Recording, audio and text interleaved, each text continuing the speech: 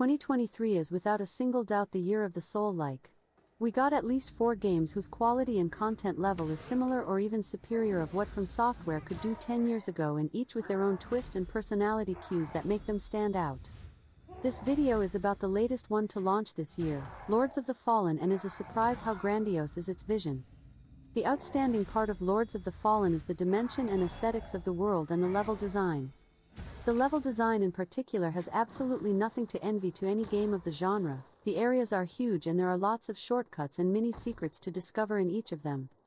One of my major complaints of Soul games is what I call the marathon syndrome, where lots of time the game allows you to simply go through areas running from boss to boss without a care in the world about the enemies or the level. This is harder to do in Lords because the levels are complicated with verticality, jumping sections or places where you must use the Umbral Lamp. The Umbral Lamp is the main gimmick of this game. If you think that the Lords of the Fallen world is big, it is actually bigger because it is really 2 worlds overlapping one with another. Think about the upside-down world of Stranger Things. While the regular world is already nasty, full of dangers and hideous, the lamp allows you to peek into a worse world that mirrors the regular one but got Hr. Giger as the decorator, with lots of grey biomass everywhere and alien-looking horror statues and stuff. I don't know how to call this thing. While holding the lamp you can keep and have some small interactions with this mirror world, the Umbral World. You can actually fully dive into it. You can get into the Umbral World by 3 means: doing it yourself with a button combination, being forcefully drawn into it when an Umbral enemy hits you while taking a peek, or upon dying once.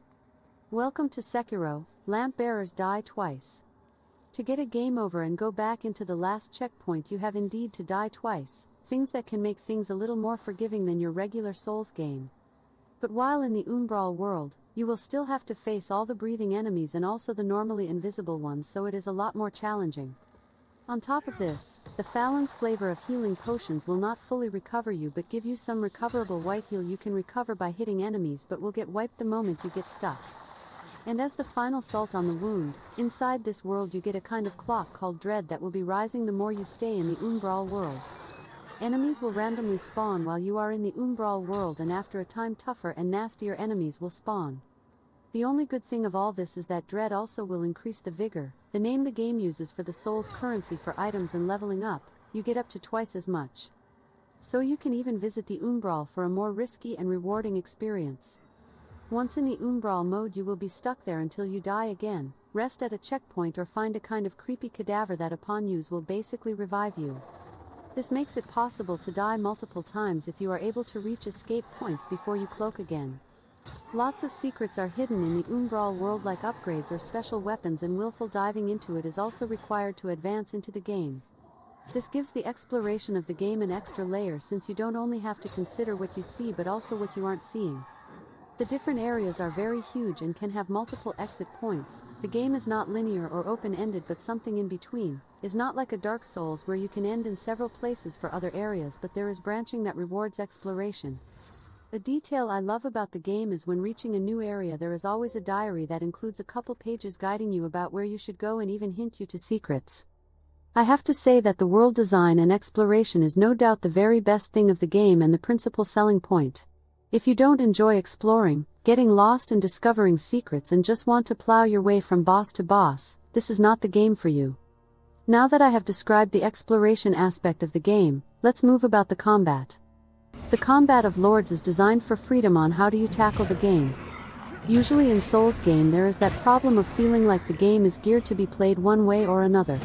For example, in From Software games in particular, using ranged weapons is absolutely terrible and they are nothing more than something to pull aggro compared with spells.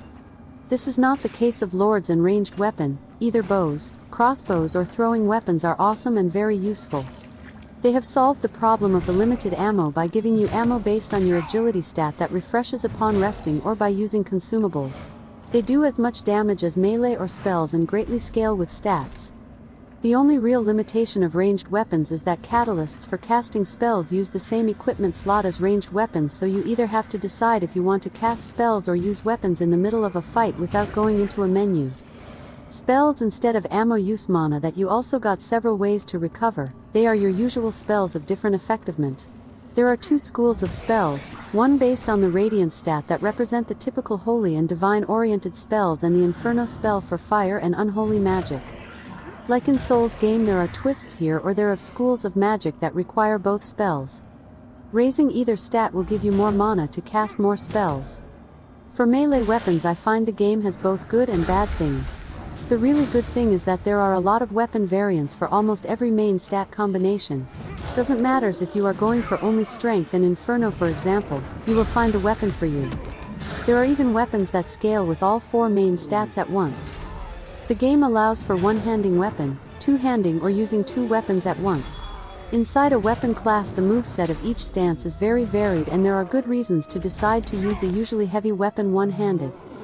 For example, if you are using a fist weapon, that is usually used with the two-handed stance that gives you a copy in each hand, one-handed. You gain access to a running drop kick.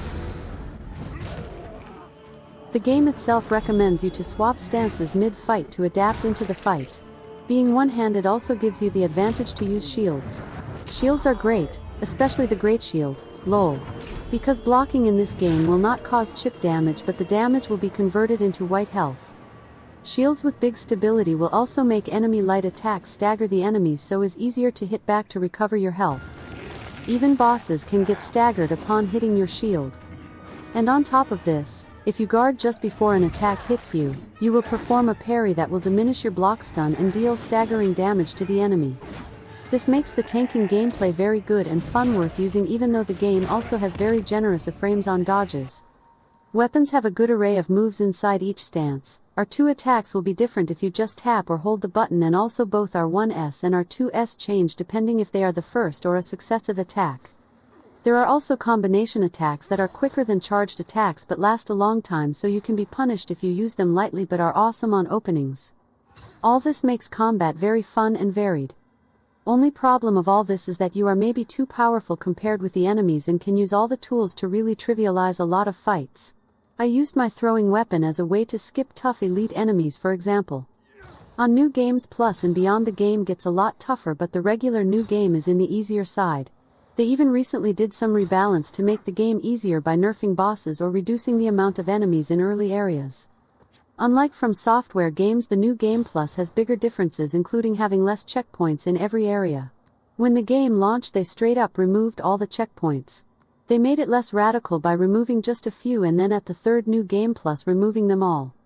The other thing about combat that I don't like is how the moveset are shared between all weapons of the same class. For example, all hammers share the same moveset. There are very few exceptions. There is still in the roadmap the objective to give more special powers to boss weapons to make them unique. Talking about the roadmap, the developers have promised to include a lot of free content to the game, plus more balance changes and quests that will reward equipment. In the month I have been playing, the developers have done an outstanding job polishing the game. It is still something very buggy and is easy to get stuck in place. People are also often complaining about the performance of the game. When the game launched, I got lots of problems running the game at medium using a 3070 with DLSS enabled, but there have been a lot of improvements and I have currently stable 60 FPS everywhere but the game hub for whatever reason. Developers have promised to keep working on improving the game, and I'm sure it will be a lot better into the future. Sadly, there is no demo or similar way to try the game on PC before committing into it to check if your PC can run the game without any issues. The game has both Coop and PvP with invasions. It was also really broken when the game launched with boss weapons dominating it, but they got this past week a rebalance to make things more fair, like having the potions of invaders. I am still terrible at PvP. This is the general current overview of the game. In a too long didn't read summary, the game was an absolutely wonderful, gorgeous world that makes it worth playing. The combat is okay, more or less on par with the general Soul. It has both good and bad thing, and I would lie if I say it compares with the best of the genre. It is still more varied than something like Elder Ring if you ignore that all weapons of the same class have the same moveset and that basically every weapon and playing style is equally viable. This game is a huge improvement from the 2014 game, and I got a lot of fun out of it exploring the Umbral World. Thanks for watching this review. See you, lamp bearers.